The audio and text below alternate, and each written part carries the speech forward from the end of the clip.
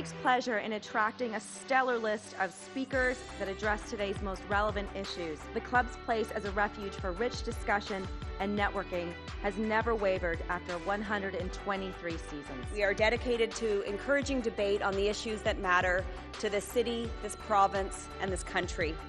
The Canadian Club is one of the most important podiums anywhere in the world that a Canadian can speak to, tell Canadians what it is that they think, develop those thoughts. And so I want to thank you for that very, very much.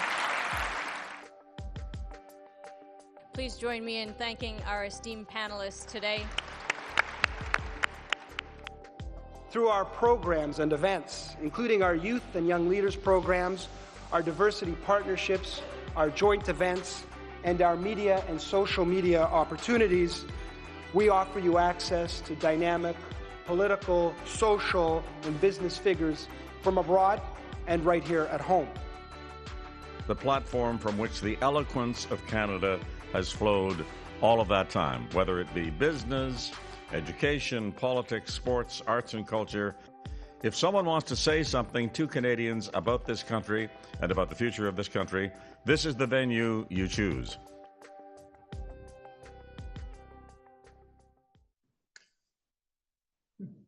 Hello, and thank you for joining us. My name is Awi Sinha, and I'm a director of the Canadian Club Toronto. As we all know, COVID-19 has proven to be more than just a health crisis. It has damaged economies, cost jobs, and widened existing social inequities. But it has also illustrated the strength of Canada's communities, their resilience.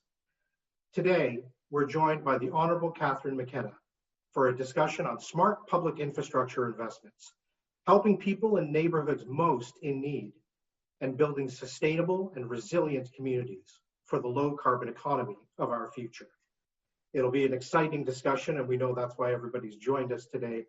And just before we dive into today's topic, here's some information about how you can participate with us. The click here to switch stream button helps you find your way if the internet is slow. The video quality may decrease, but the audio quality should remain strong. Once you click on the Questions tab, you can enter your questions in the window, and they'll be sent through to our moderator, Anita McKeown. The Request Help button, located in the bottom right corner of the page, is for technical support. Thank you to today's event sponsor, Power Corporation of Canada. Thanks to their generous support, today's event was free of charge for all attendees. The Canadian Club is a non-profit, and we've been gathering people together for 124 years now, including during this very strange year in a very new way. It is because of our sponsors, like Power Corp, that we can continue to do this. We are grateful for your support of today's discussion. And now to introduce our speaker. The Honourable Catherine McKenna is Canada's Minister of Infrastructure and Communities. In 2015, Minister McKenna was elected the first female member of Parliament for Ottawa Centre and appointed Minister of Environment and Climate Change. As of October 2019, the minister was re-elected as an MP and appointed as the Minister of Infrastructure and Communities. In this portfolio, she is working towards building a more resilient, cleaner, and prosperous country and creating a better future for future generations of Canadians. We're very excited to hear from the minister today. She's also an avid swimmer and a proud Hamiltonian. I'm sure she'll tell you more about that because the swimming analogies are plentiful. Following the minister's remarks, she'll be joined in conversation by our president of the Canadian Club Toronto, Anita McKeown. One of the club's traditions that has not changed in this virtual world is that we make a toast to our country. Usually, this is done in person with the raising of a glass. So let's make a nod towards the screen and toast Canada with whatever you may have in front of you. To Canada. Canada.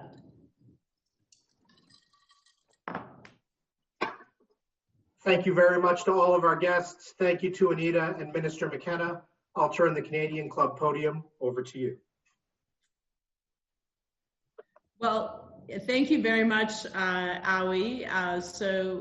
It's very appropriate that Awi would introduce me since we went to law school at McGill many, many years ago.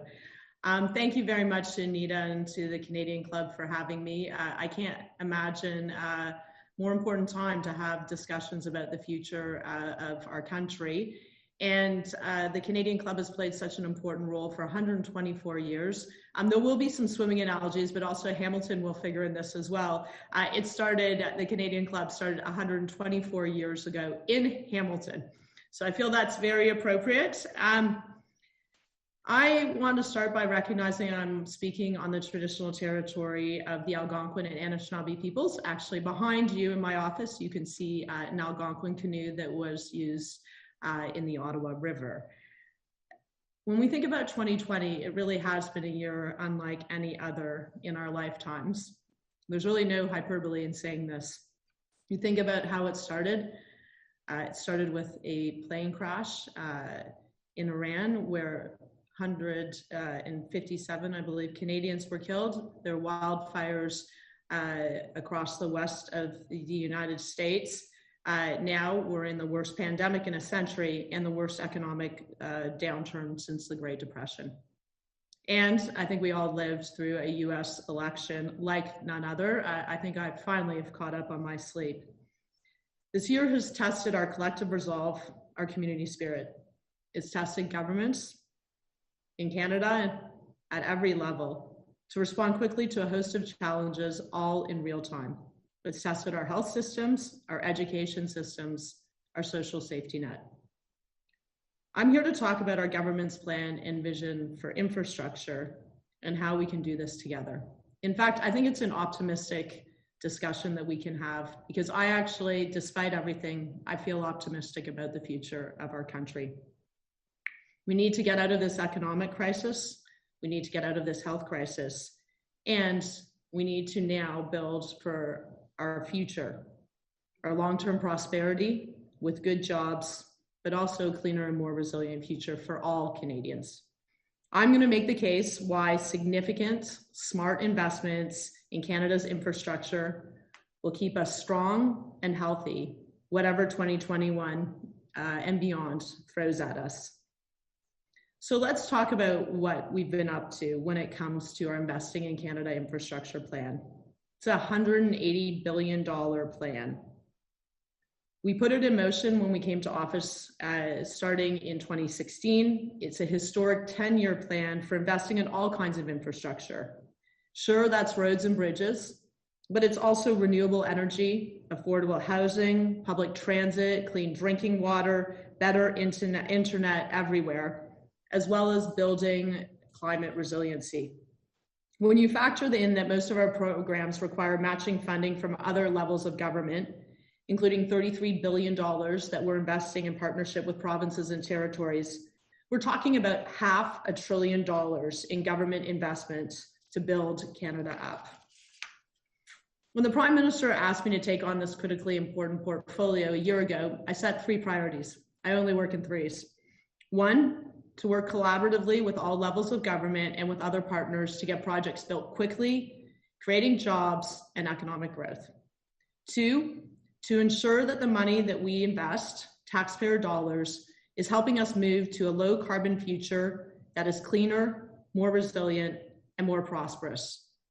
And 3, to build infrastructure, more public transit, high-speed broadband, wastewater, clean energy, that improves the quality of life for all Canadians. We need to build more equitable and more inclusive communities. COVID-19 didn't change these priorities. It just made them all more immediate and urgent. I'm a mother, and I believe we need to stretch dollars. Every taxpayer dollar needs to do triple duty. And I'm very, very focused on outcomes. But I want you to know that our infrastructure plan didn't pause during the pandemic. When COVID-19 came along, it was clear that we needed to adjust our programs to help Canadians deal with the economic and health crisis. Since March 1st, under the largest program led by my department, the Investing in Canada Infrastructure Program with provinces and territories, we've approved over 700 projects representing a federal investment of $1.2 billion. This is contributing to good jobs across the country, from planning to design to construction to businesses and all along the supply chain. We also launched a new COVID-19 stream within that program, with the federal government paying 80 cents of every dollar so that provinces and municipalities can get working on a wide range of pandemic resilient projects. That's projects like upgrading schools or long-term care homes with practical things like HVAC, new HVAC and physical distancing measures, or building new parks, cycling and walking paths to help Canadians get outside and stay active. In Ontario alone, this stream represents $1 billion in federal funding. I'm really hoping that provinces move quickly so projects can get ahead with what's left of this construction season. But it's not enough for governments to simply shovel out infrastructure dollars. It's about the outcomes Canadians can get in return. As I said, every taxpayer dollar has to do triple duty: grow the economy, combat climate change, and promote social equality. So let's talk about the economic growth and jobs. It's clear we're in the worst recession since the Great Depression. As Finance Minister Chrystia Freeland said recently at the Toronto Global Forum, getting to a broad, robust, and complete recovery means we're going to have to build our way out of this pandemic. And that means infrastructure investment, and I quote her, on a meaningful scale. And don't worry, I've spent the last 6 months reading about Roosevelt and the New Deal for inspiration.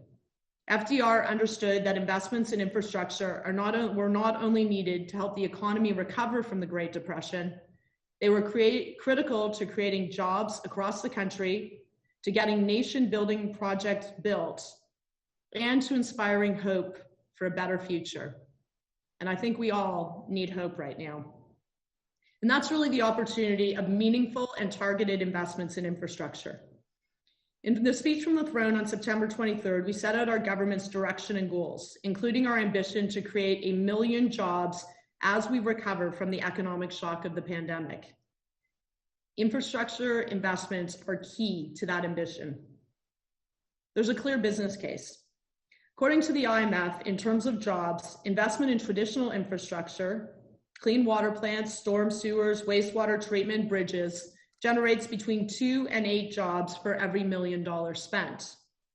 And when you invest in green infrastructure, public transit, more efficient buildings, the job payoff is even bigger, between 5 and 14 jobs for every $1 million spent. So economic growth first, then climate action. As you know, I previously served as Environment Minister in this government. Now at Infrastructure and Communities, I have the opportunity to roll up my sleeves and help build the clean future we all want. The way I look at it, investments in infrastructure either increase or they reduce emissions, and they either make our communities more or less resilient to climate change. And I'm sure you know my choice, and the choice that I hear from Canadians across the country: cleaner and more climate resilient. I'm not alone though. 2020 began with a wake-up call to the financial sector by BlackRock. The international investment giant told its clients that it was making sustainability central to how they invest and manage risk. Climate risk is investment risk, says BlackRock, and also our own Mark Carney.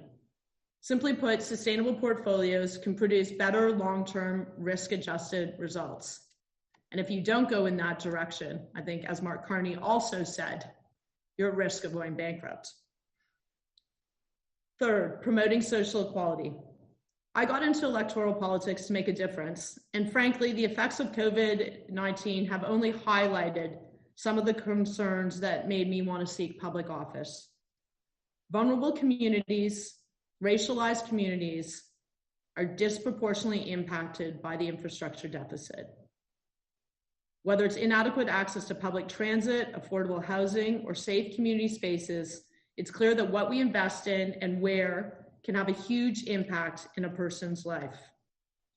The pandemic has only highlighted the need for these public services, such as inclusive community spaces that deliver childcare, employment services, and health and mental services.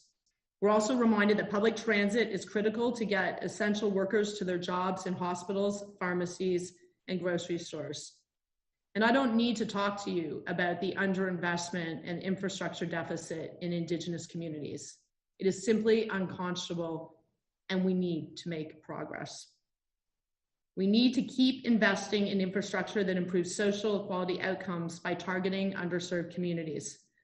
I'm thinking of the YMCA Calgary Hub Facility Project. In 2018, our government provided $6 million in funding for this project, supportive transitional housing for 100 women, 90 childcare spaces, as well as a variety of other spaces and services with social benefits.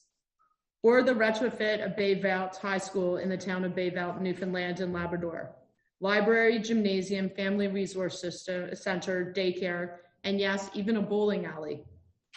Don't doubt for a second how important that facility is to the people of that community and to their futures.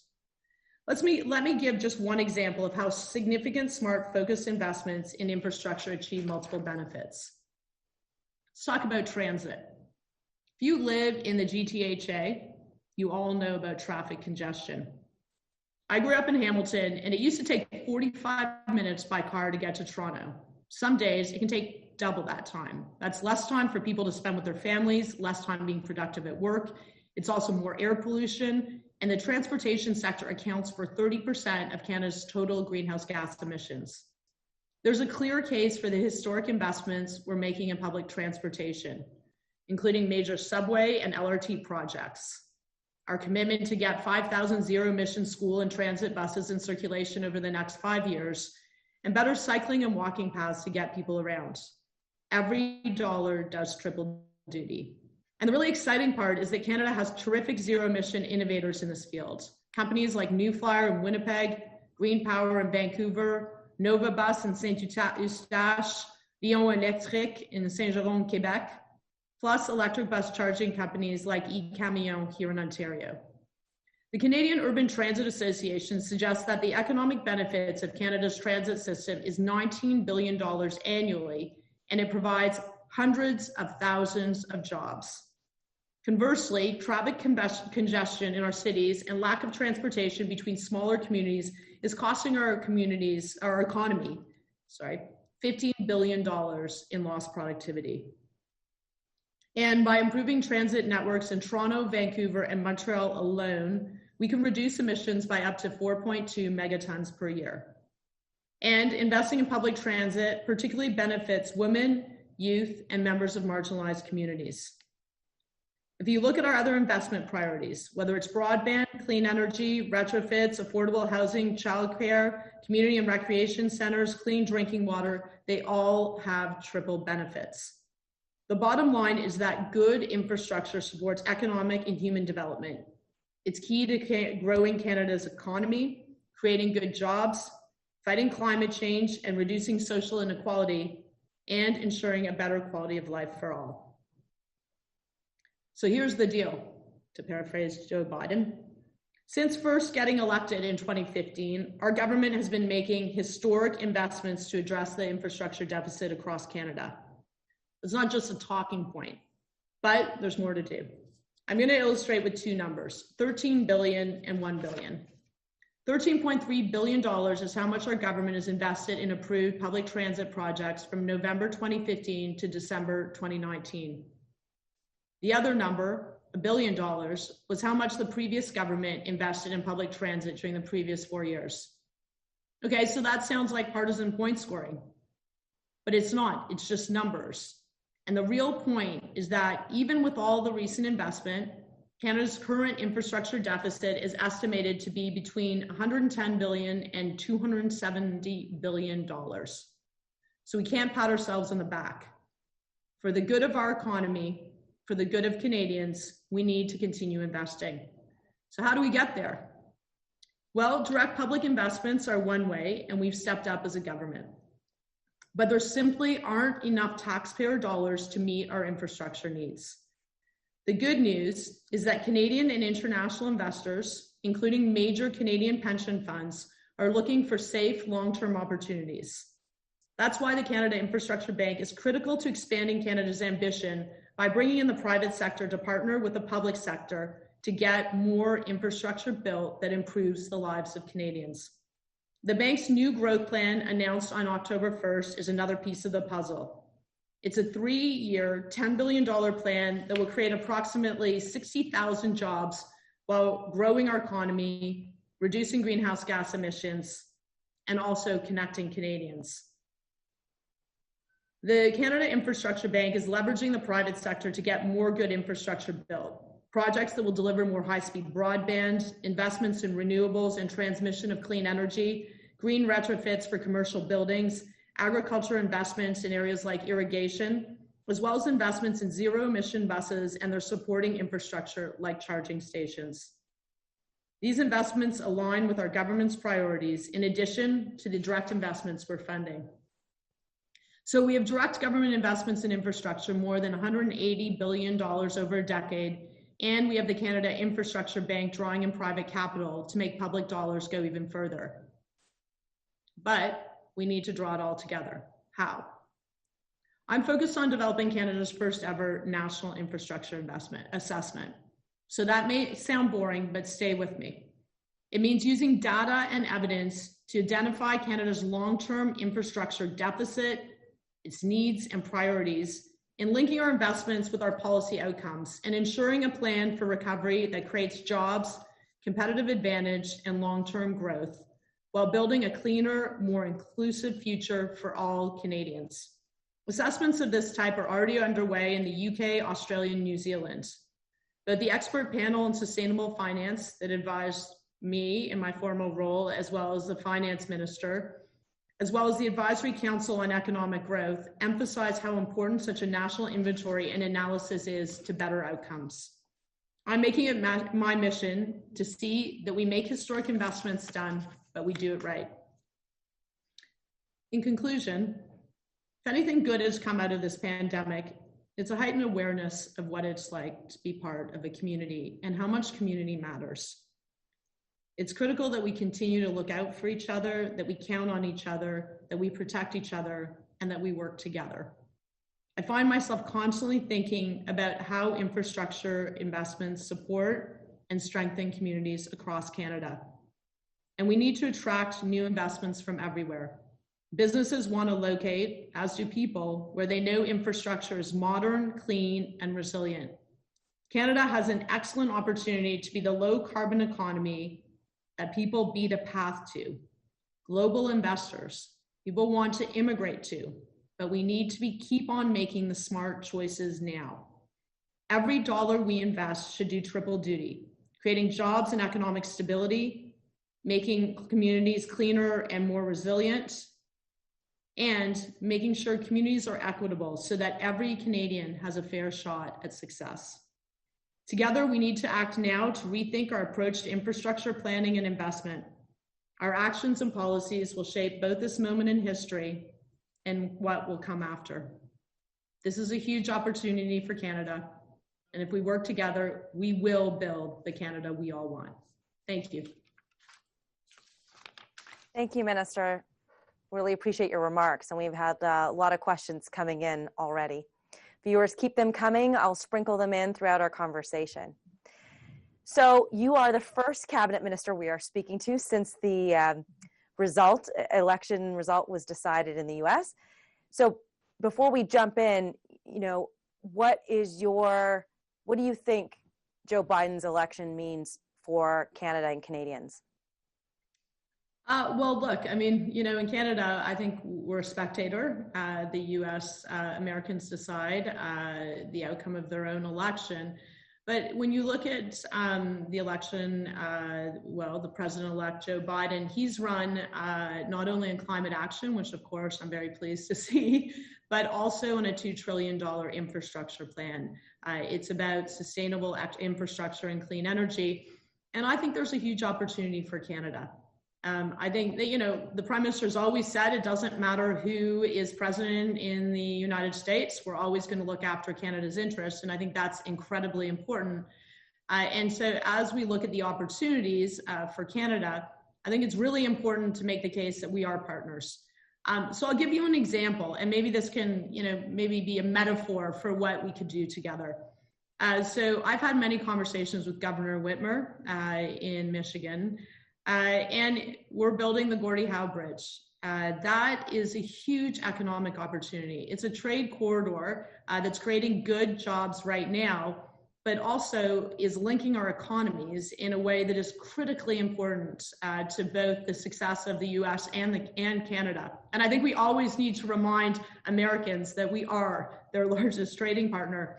This is a $5.7 billion project, creating 2,500 jobs. Michigan exports $30 billion of goods to Canada. We export $59 billion in goods to Michigan. There's also community benefits that are making a huge impact for businesses on both sides.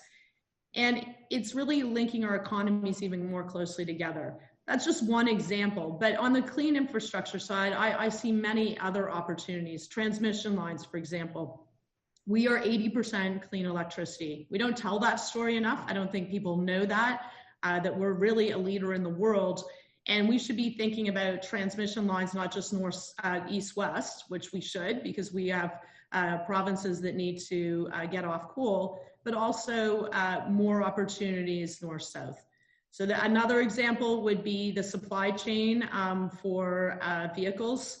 There's a lot of focus in Canada. We've got some really good stories about investments here in electric vehicles. As I said, on electric buses, we're a world leader. And we also have the minerals that are critical for batteries and for vehicles. So I think there's an opportunity, being someone from Hamilton who understands how important the auto sector is, there's real opportunities to work together. So I think there's many, many examples. We, of course, have to wait. The Biden administration has obviously not started yet, but I think we need to be thinking about this.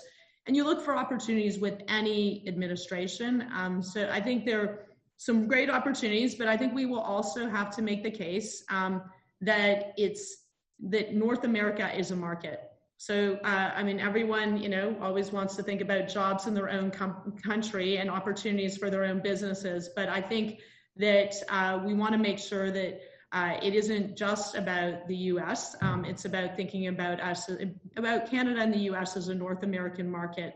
I think that's really a huge opportunity to both countries. Lots of exciting opportunities. I'm looking forward to see how it plays out. Okay, going back to your remarks that you just shared with us, you mentioned that one of your priorities was to get projects approved quickly and working with all levels of government. How have you done that specifically, and what are some of the challenges that you've faced? Yeah, it's funny because I'm just based on outcomes. So I'm like, we just need, right now, more than ever, we need to get projects going quickly because not only we have a health crisis, we have an economic crisis. And we're seeing less construction in the private sector. So government has a huge role to play, working with companies, but also with unions. And so that's been a focus. So quietly, we've been doing our work while there's been a lot of focus on the health side by our government, rightly so. We've approved 700 projects, which is it's $1.2 billion in investment, but also thinking about how do we adjust our programs. So I talked about the COVID-19 stream. The intention behind the COVID-19 stream was to have a more streamlined process. And it's, you learn, I spoke to conservatives who were around in 2008, and I think you can learn across party lines about how do you do things quickly, especially when you need the investments and you need the jobs. And this stream is list-based. It is, the federal government's putting in 80 cents on every dollar, recognizing that it's a challenging situation for municipalities and provinces. And these are projects that would be built within the next year. So that is what, as I say, I'm hoping the provinces will really take that up because we really do need to be moving quickly. And this has been a focus of mine. How do you be very practical? I'm a very practical person. And I think it's critically important that we just figure out, okay, how do we move forward? But that doesn't mean you forget outcomes. This isn't about building gazebos. This is about actually getting real outcomes that are consistent. And so in the COVID-19 stream, we're looking at projects that would help with the pandemic. So retrofitting schools or long-term care homes. We know we need to do that. That will create good jobs, but also build resilience as we're living with COVID-19, getting people out to nature. And that's sort of the short term, but even before the pandemic hit, it's kind of hard to remember those days. I went to the UK to learn about their national infrastructure assessment because I think every country is faced with this challenge. One, you need to be willing to invest in infrastructure. We have very low interest rates. We need to be creating jobs and stimulating our economy. So obviously with the pandemic, it makes the case. But and we've got, as our finance minister has been very clear and very good explaining, we're in a great fiscal position to be doing this. This isn't something that will go on forever, but we need now, the most important thing, well, one is to address the health pandemic, because that's critical to getting our economy on track, but also making these investments. And so in the UK, what they learned is you need to have a long-term vision on your infrastructure investments. You also need to provide certainty. We've talked about commitment to permanent public transit funding. When you're making investments, you need to know, the money is going to be there so you can make these long-term investments. And for investors, so I talk to pension funds, institutional investors, they want to understand the pipeline of projects. And so I think we need to understand, what is the deficit, the infrastructure deficit? Where do we want to be? What outcomes do we want to get? And then what is the path to getting there? Because we're building literally for the next 30, 40, 50, in some cases with bridges, 100 years. And I think we need to be really focused. Just picking up what you said about the infrastructure assessment that you learned about in the UK, I was surprised to hear that we didn't already have that in Canada.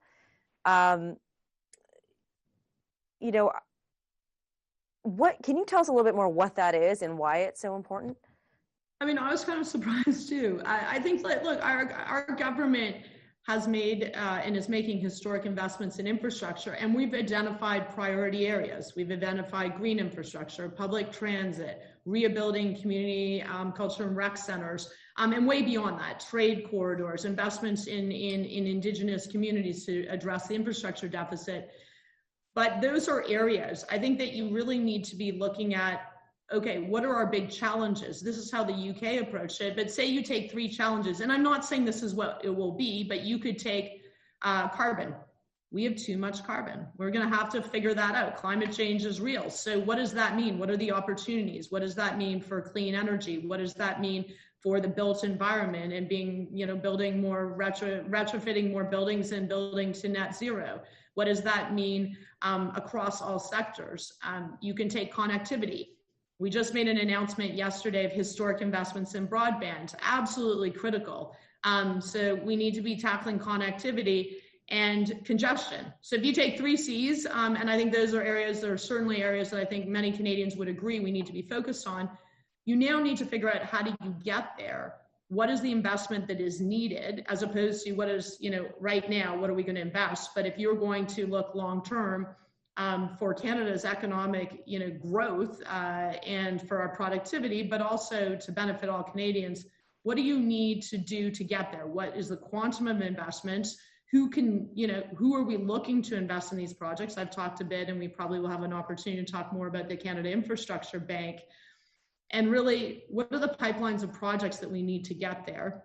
And what is the role of the, different levels of government and other players and other partners? So I think it's just about being more disciplined. I'm someone, and actually I love speaking to organizations like the Canadian Club, because I know you care about having a long-term outlook, about not, everything isn't just in sound bites, that you actually have to have some discipline. And I really believe that when you're investing taxpayer dollars, we owe it to be very, very thoughtful and mindful about those dollars, how they're being invested, how we're leveraging, how we're actually building what we've committed to doing. And we have many outcomes as a government. We've said net zero by 2050. That's not going to happen with a magic wand. That's going to happen with hard work every day and mapping out where are your emissions and where are your opportunities.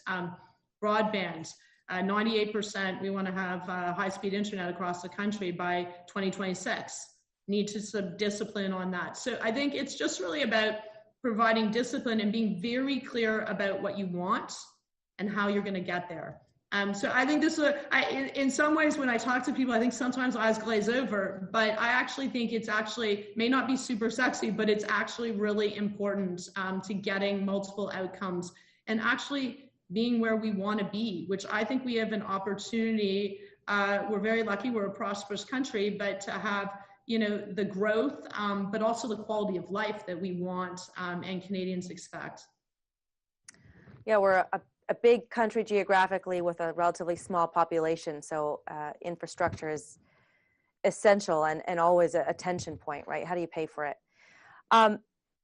You speak a lot about outcomes, and we've talked about getting projects approved quickly, but these are multi-year projects a lot of the time. And we've all, I think, no matter where you're listening from today, have seen those projects that drag on and on, go over budget, and years past.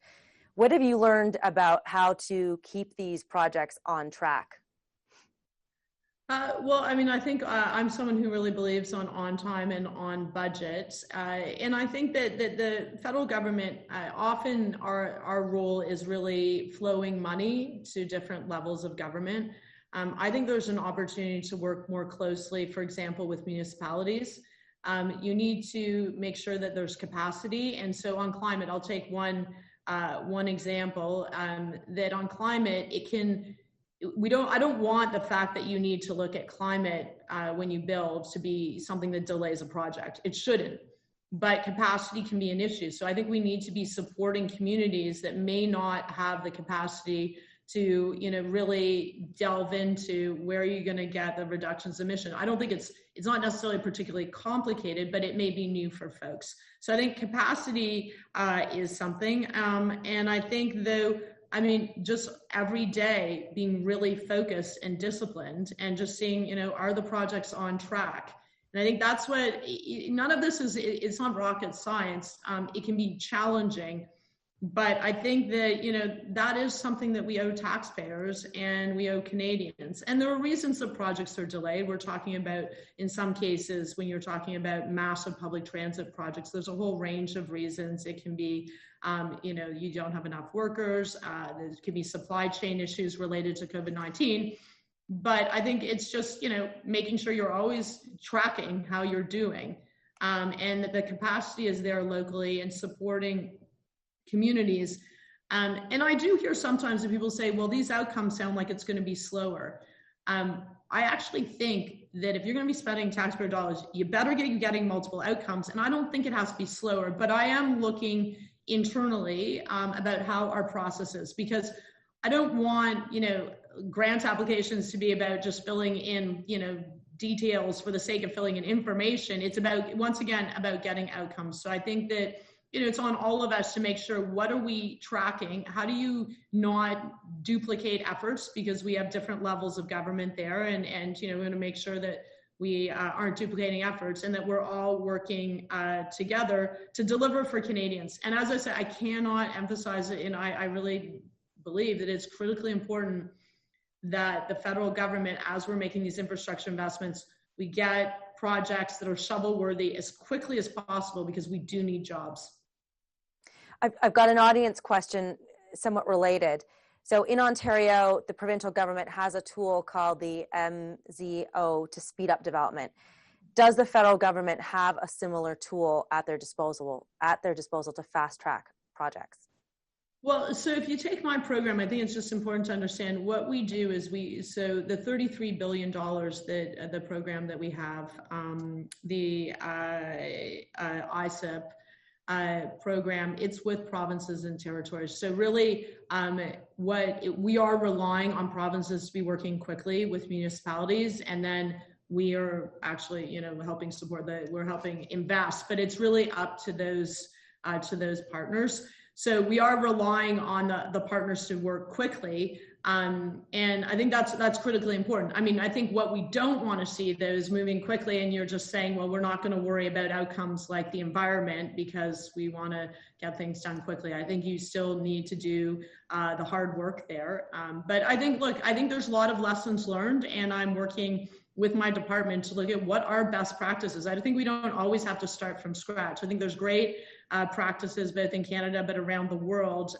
And I was just on a call with the OECD, so countries around the world that are looking at what are the best practices in infrastructure to stay on time, on budget, to get multiple outcomes, and to make sure that you're really doing what you said you would do. And we were elected to make historic investments in infrastructure to make a real difference in a range of areas, and that's certainly my focus. But I think that there's always ways to do better, and I think that also how we partner with provinces and directly with municipalities is also critically important.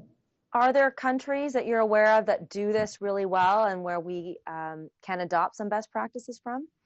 Well, certainly on the infrastructure assessment, there are countries like Australia, New Zealand, the UK that have really been focused on the long-term planning and also what are the opportunities to create a pipeline of projects that, there may be opportunities for the private sector. So I think there's ways to learn.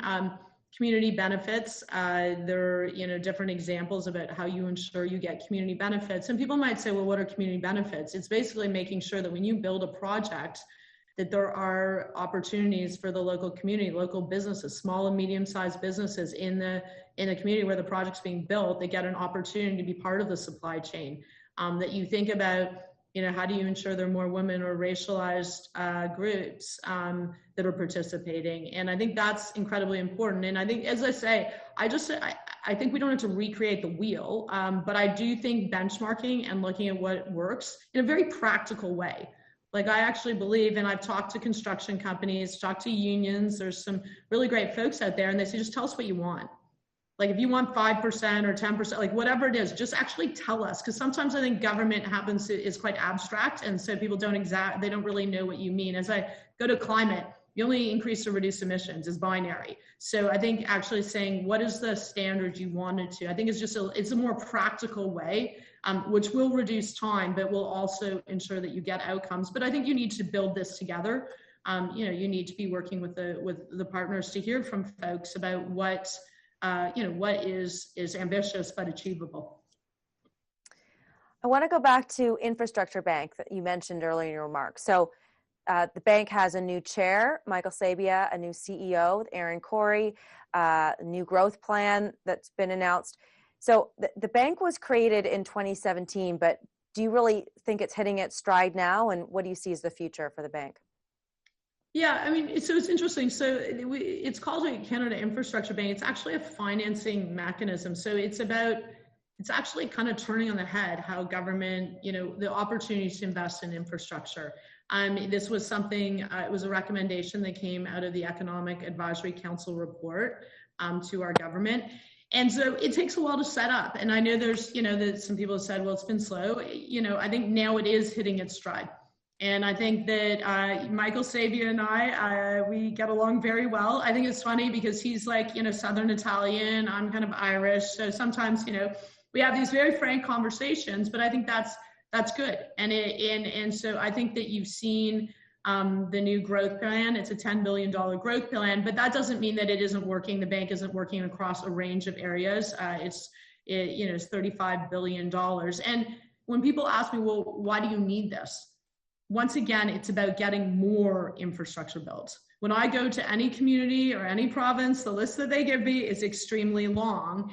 And there isn't enough taxpayer dollars, but also we have pension funds that are investing in other countries. I want those dollars that are coming from Canadian workers to go to work here in Canada. So I think that also with Aaron Corey, he's coming from Infrastructure Ontario. I think you've got really a smart group of people who really understand that we need to get these broad outcomes and that we can leverage the private sector by being creative. And I think that's the opportunity. How do we be creative?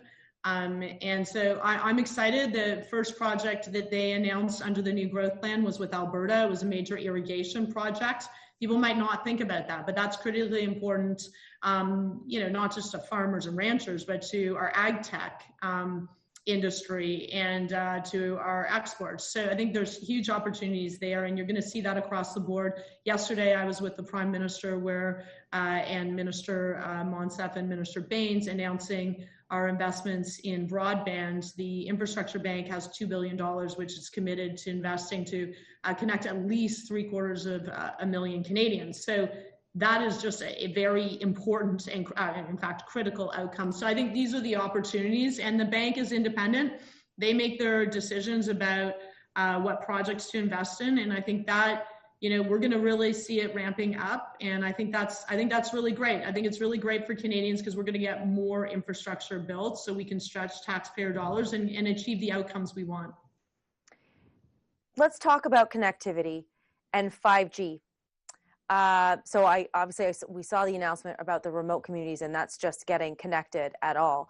But how is the government thinking about 5G infrastructure? And is it just a private sector issue? I mean, some people have said the investments we make in 5G as a country will set the trajectory, for the next 50 years of the country, like building a railroad back in the day. What are your thoughts on that?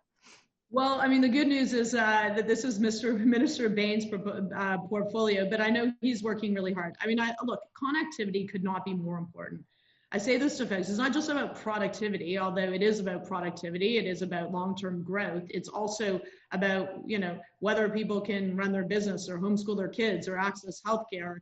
The digital economy is, when you look at businesses like Shopify, the huge opportunity that we have. And so I think that 5G is part of it. Minister Baines is very engaged. And I think that we need to really look at where are the opportunities, but where do we want to be? And, not playing catch up. We need to, be looking across the board, and certainly connectivity is a huge priority of our government. And really, to our future. Even if we didn't have a pandemic, we would have to, it would be absolutely in our interest to connect Canadians, to make sure that we have high-speed broadband, to make sure that, that we're prioritizing these investments. They're really investments in our future.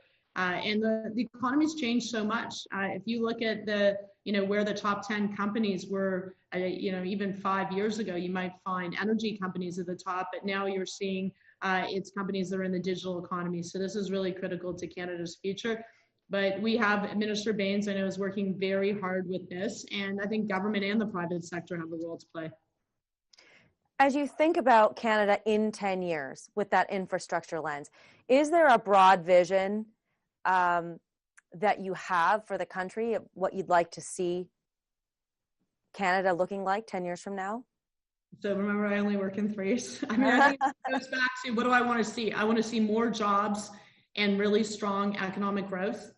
I want to see us on track to be net zero and doing our part, but also leading the way with companies that are all along the supply chain when it comes to the clean economy, a $30 trillion opportunity. And I want to see more inclusive communities. And what do I mean by that? I mean that you just saw a great announcement with Clearwater, that you had the Mi'kmaq big investment, and I think this by indigenous communities. I think that we have the opportunity for everyone to succeed in our country. And I think that we need to be focused on that as well. And so those are the three things. And I think, you can go in detail. What does that mean for broadband? What does that mean for clean drinking water? What does that mean for trade corridors? I think that's all part of it.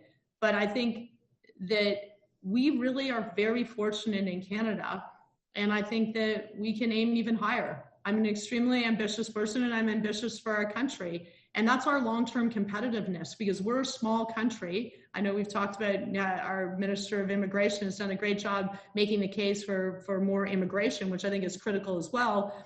But the key to our growth is investment in infrastructure, smart, targeted, disciplined investments in infrastructure, working with the private sector, as well as other partners like unions, other levels of government, different communities.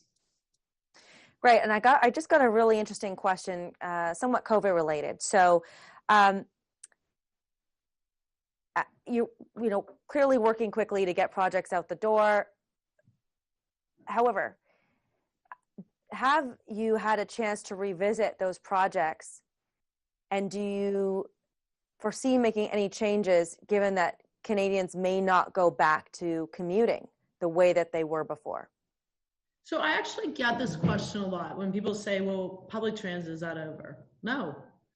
First of all, let's talk about who takes public transit. There are a lot of people who can't afford cars. So one, as I said, inclusivity is incredibly important. But go to climate, my second priority. The GHGs from the transportation sector, they're huge. Quality of life, congestion. We need, and people will, I strongly believe, will take better public transit, and that also creates good jobs and economic growth. Will it take a bit? Yeah, it'll take a bit. And we've been supporting municipalities because it's been really tough for them when it comes to revenues, because really the numbers have dropped greatly because of COVID. But I'm very confident that it will come back, and that we do need good public transit for a whole range of reasons. And when you talk to young people, I have to laugh. I have 3 kids. They're like, a car? Why would I ever have a car? I mean, I was just like, it never occurred to me. The best thing ever was when I was like, 16 years old, and I went to my driver's ed and I passed my test. It was like amazing. I didn't get a car. I was able to access we had a K car or something, but I didn't care. I was just like, it was a little bit of freedom in my life. And, but kids don't see that. Young people don't see that. And I think it's really important to not get into the trap, and I'm not suggesting this person is saying this, but not to get into the trap that everything that happens today is going to look like today. You look at automated vehicles, electric vehicles. I was just actually on automated electric vehicle to take folks to LRT in Ottawa. So it would be used to connect the surrounding campus around where LRT was. I mean, there's huge opportunities, but I am quite confident that we do need better public transit for a whole range of reasons. And we're certainly going to continue making the investments in public transit. And we see ambition. So we see ambition in Ontario, huge ambition for major public transit. I got to give out a shout out to Hamilton. I know Hamilton has been very committed to LRT, and LiUNA, the union, very committed. So I think huge opportunity there. Quebec, BC, I mean, across the board. And really, this is about also, as I said, about attracting businesses, talent, people, because people want to live in great communities. And great communities have good public transit. They have clean air, they have clean water, they have natural spaces, they have vibrant businesses. They have good infrastructure where you have community centers that your kids can go to. So I'm very confident that the investments that we're making in public transit are incredibly important to our future of our economy, to more inclusive communities, but also as part of our plan to tackle climate change and reduce emissions. You were a former environment minister, and I'm sure you sound like you're still very plugged in into that topic, and internationally as well. So it's bring it back to Biden administration. What do you think that Biden's election will mean in terms of climate ambition, and what does it mean for the world? It'll mean a world of difference. Look, it's been really hard, and I say this as former Minister of Environment and Climate Change, where for 4 years we were very engaged, and we continue to be engaged internationally on the climate team. It was really tough. Canada worked very hard to continue the ambition and momentum internationally, working with key partners. We created the Ministerial on Climate Action that used to be a different version, was led by the United States. So, but having the U.S. back at the table is incredibly important for a whole range of reasons. One, because of the scale of their economy, because that the influence that they have internationally, and momentum is really important. So the momentum that they will create going into COP26. And it's funny because people say, like, the reason I care about climate change, I mean, of course I care about a more sustainable future for my kids, but there's a clear economic case. And so I think that the fact is they are making and will make the economic case for climate action.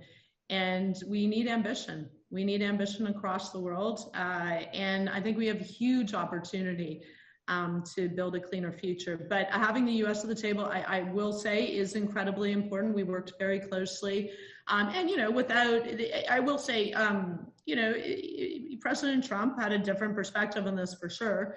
But you saw U.S. states, cities, and businesses step up during, the administration, the president administration. But I'm certainly I'm very hopeful internationally. I think it'll make a really big difference that is needed. That the reality is we need to tackle climate change. That is much an economic issue as an environmental issue. Otherwise, we will go off the cliff that Mark Carney has talked about. And the economy will adjust, but at huge cost. and it may be too late. So this is something I bring to the infrastructure portfolio too, because the investments in infrastructure will make a big difference into whether we or not we move to the cleaner future. And I think a huge opportunity, economic opportunity for Canada. And you've spoken, throughout your remarks today about that investments need to do triple duty and that the climate change agenda needs to be part of it. What is the reaction from the private sector? Because we do hear about companies saying it's important, but it's really behind the scenes when you're dealing with the private sector on these projects. Are they prioritizing climate change? Look, I mean, you talk about BlackRock, when you look at the amount of money it has under its control, trillions, yeah, I mean, I think that is where the world is shifting on a very rational economic basis. That if we don't make this shift, it's very risky for companies that don't make this shift. And so ESG has become incredibly important when people look at their portfolios. So I actually, I'm optimistic. I think I'm an optimistic realist by nature, but I think there's just a rational economic case. And I think that you're seeing the business community come to that. I'd like to see it faster, to be honest. And I'd like to see the business community, when we look at climate disclosure, the business community should be leading the way. I mean, sometimes governments should regulate, but I think there's a real opportunity, and many businesses are stepping up, and we've seen banks step up and others step up. I think it's really the opportunity to step up, because you're going to make better decisions if you're factoring in climate risk.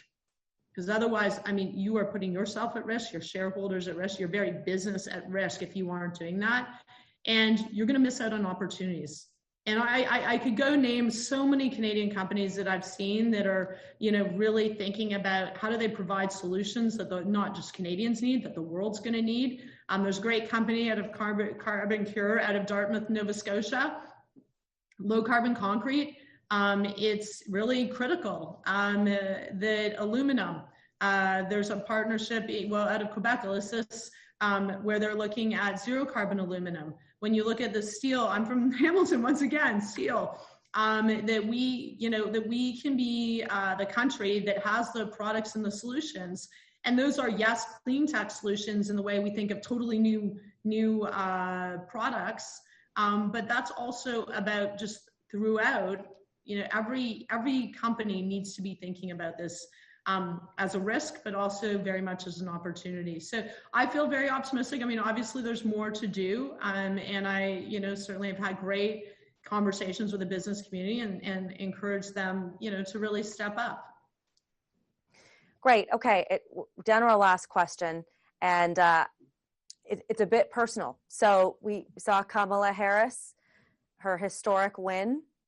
It definitely brings new excitement for women and girls considering politics. However, you've been at the game for a long time, and unfortunately, you've had several public incidents where you were targeted for being a woman. What's your advice to a woman considering entering the fray of politics in 2020? Get into politics. Just do it. Look, it's not easy every day, but it's critically important. And I just am like, a girl from the Hammer who is somehow managed now to be working in a government that's committed to making historic investments in infrastructure, to building our country up, to tackling climate change, to focus on how do we tackle systemic racism and build more inclusive communities. And that's what politics is. And look, I've taken some hits. And I think you do become tougher, and you have to be tough, but I'm willing to support the girls and women who want to get into politics. And I think there are many men and women who are willing to do that too. And you know what? Politics matters, and we can't become disenchanted and disillusioned and cynical, because the decisions that folks in my job make really matter to the future of the country.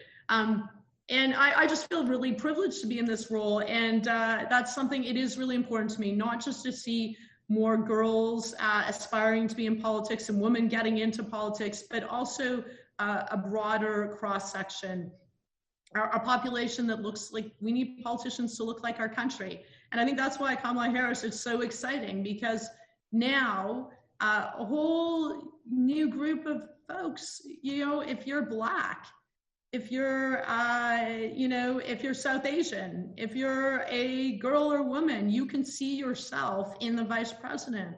That is really exciting. And I think that's a demonstration how far we've come. And I think that's exciting. And so I'm someone who, I just am really an optimist. And as I say, sometimes there are harder days, but I actually also appreciate the people who have stepped up to support me. And that's Canadians, like across the board, cross political lines. That you see a lot about the politics of politics. I think there are a lot of Canadians who are from all parties who just believe in building a better country. And that's what we have to be focused on. And that's why I got into politics. And that's why all the girls, girls and women out there, I think you should aspire to get into politics. And you don't have to be necessarily, the one who's running. You can support women that run. There's a lot of roles for folks, but we need good people who decide to step up. Well, thank you, Minister McKenna, for joining us today. We really appreciate your time and your insights. Viewers, we hope that you'll join us for some of our upcoming events. On Thursday, November 12th, we're hosting a panel on making this winter awesome, a total reframe on what many of us are thinking, and managing your own mental health. We'll be joined by Canadian Olympian gold medalist Rosie McLennan and others, and you don't want to miss it. And the following day, Friday, November 13th, we'll host the Honourable Marco Mendicino, Canada's Minister of Immigration, Refugees and Citizenship. Thank you again to Power Corporation for sponsoring today's event. Our events would not be possible without our sponsors, so thank you for your continued generosity. Thank you to our AV supplier, Van Valkenburg Communications, and livemeeting.ca for making it possible for us to come together virtually today. Thank you again, Minister. Guests, thank you for joining us. Please stay healthy and stay safe. Bye, thank you.